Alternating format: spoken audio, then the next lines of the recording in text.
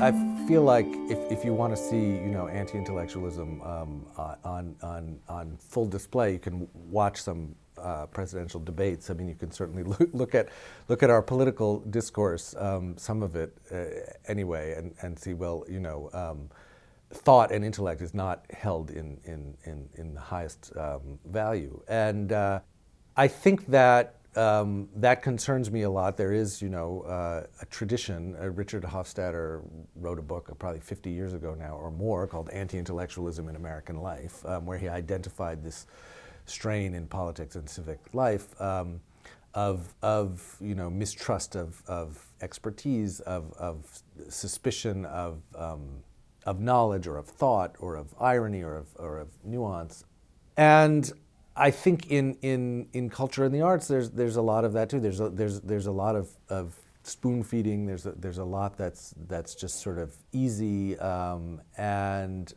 I think that it's important to recognize and to reward and encourage opposition to that, which can come in different places. I mean, I think there are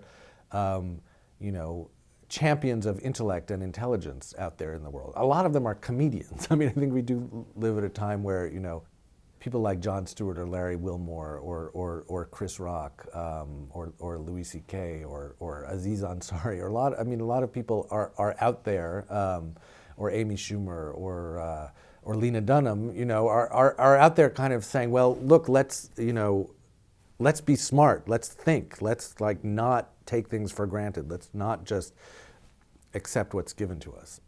And I think that that's very much a critical spirit, and I think it lives in culture and the arts, but I think it's always embattled. I think it always needs to be defended. It needs to push back against the incentives to laziness and complacency and received opinion and received thinking and just sort of parroting whatever it is comes at us. I think there's a lot of anti-intellectualism in some of the opposition to Obama. I mean, Obama is very interesting to me and has always been really interesting to me. Ideology aside, is that he is an intellectual. He's a writer. He's a thinker, and he has tried to be an effective political leader at the same time that he's someone who is aware of ironies and complexities, and to watch him and to hear him in some of his speeches try to reconcile those two things, to try to be kind of forceful and emphatic and clear, and also recognize the complications and the shadings and the nuances in politics and in social life has been fascinating. And I think that there's been a strong reaction against that. I think one of the things that the Republicans have used against him, and one of the things that Trump is certainly manifesting, is precisely anti-intellectualism. It's a very powerful force because it's saying, you think you're so smart, you're making everything complicated, everything's really simple. America's great.